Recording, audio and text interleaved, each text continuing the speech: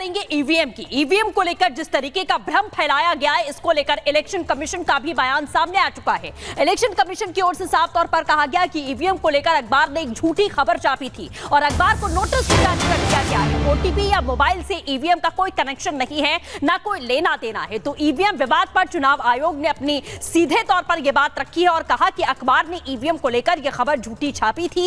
EVM विवाद पर चुनाव आयोग ने अपना जवाब दे दिया है और झूठी खबर छापने की वजह से अखबार को नोटिस भी जारी कर दिया गया। मोबाइल या फिर ओटीपी से कोई भी कनेक्शन नहीं है, ईवीएम का कोई लेना देना नहीं है। तो चुनाव खत्म हो चुके हैं, लेकिन ईवीएम का जो रोना है वो यहां पर अभी रोना खत्म नहीं हुआ है। तो आप देख रहे हैं कि मोबाइल, ओटीपी और उसके बाद कांग्रेस पार्टी ने एक बार फिर से ईवीएम को लेकर भी सवाल खड़े कर दिए, लेकिन चुनाव आयोग ने साफ कर दिया है कि सिर्फ और सिर्फ भ्रम फैलाने की कोशिश की जा रही है। इलेक्शन डिपार्टमेंट की तरफ से हमें ये कहना है कि ईवीएम के लिए कोई अनलॉकिंग के लिए ओटीपी नहीं आता है। ईवीएम ये एक स्टैंड अलोन डिवाइस है, उसमें कोई वायर्ड और वायरलेस कम्युनिकेशन का कोई प्रोविजन है ही नहीं।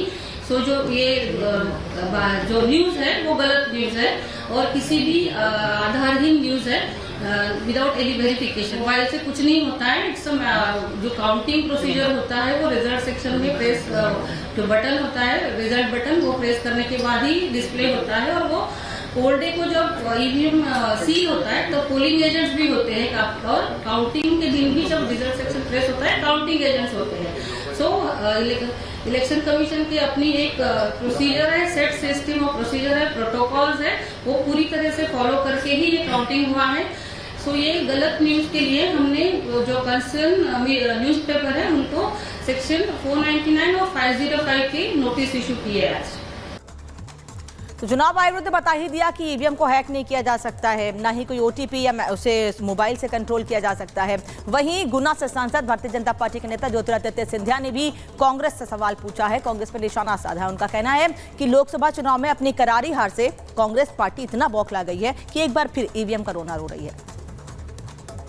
अरे चट भी मेरी पट भी मेरी नहीं चलने वाली। आप जीते तो ईवीएम हीरो और आप हारे तो ईवीएम जीरो। ये नीति कांग्रेस की जान चुकी है और इसलिए देश की जनता ने तीसरी बार प्रधानमंत्री नरेंद्र मोदी जी की सरकार पूर्ण बहुमत के साथ बनाई है।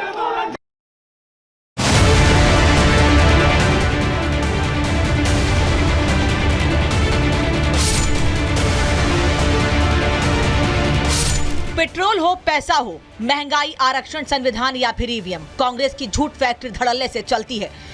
यह हमारा नहीं, बीजेपी का आरोप है, क्योंकि चुनाव बीत चुके हैं, नतीजे आ गए हैं, लेकिन राहुल गांधी हैं कि प्रचार मोड से बाहर ही नहीं निकल रहे हैं। खटाखट वादे करने वाले फटाफट हार गए, पर चिढ़ नहीं गई। हर महीने खटाखट 8,500 रुपए अंदर।